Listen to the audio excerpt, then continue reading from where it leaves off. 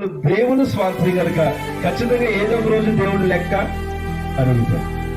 మనకు ఒక 100 రూపాయలు ఎవరైనా మనకి మన భర్త కానీ లేక భార్య కానీ మనకి ఎవరైనా ఇస్తే అది ఖచ్చితంగా మనం వాళ్ళు లెక్క అడుగుతారు. 100 రూపాయలకి ఇచ్చి ఏం చేస్తామని. జస్ట్ ఈ లోకంలో ఖర్చు పెట్టే 100 రూపాయలకే మనుషులు లెక్క అడిగితే ఆస్తిగా భావించే పిల్లలను దేవుడికి ఇచ్చాడు కదా. నీ పిల్లలను నువ్వు ఎలా పెంచగలుగుతున్నావు? నీ పిల్లలు సరైన రీతిలో పెంచే భాగ్యం నీకు ఉందా?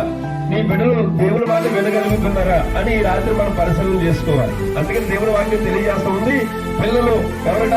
కుమారులు యెహోవాను గురించి స్వాస్థ్యం, తర్వాత గర్భఫలము, బహుమానం.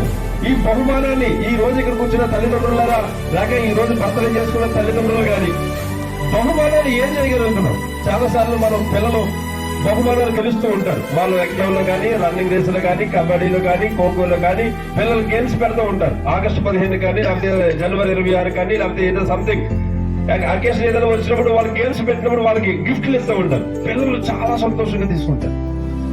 అవి తీసుకొచ్చి పిల్లలు తల్లిదండ్రులకు తీసుకొచ్చి, అమ్మా ఈ రోజు నేను గెలిచాను అని చాలా సంబరంగా చెప్తారు. కానీ కొంతమంది తల్లిదండ్రులు చాలా బాగా యాక్సెప్ట్ చేస్తారు. కానీ కొంతమంది తల్లిదండ్రులు తెచ్చేలా 10 రూపాయలు బాక్స్, చాలే 50 రూపాయలు బాక్స్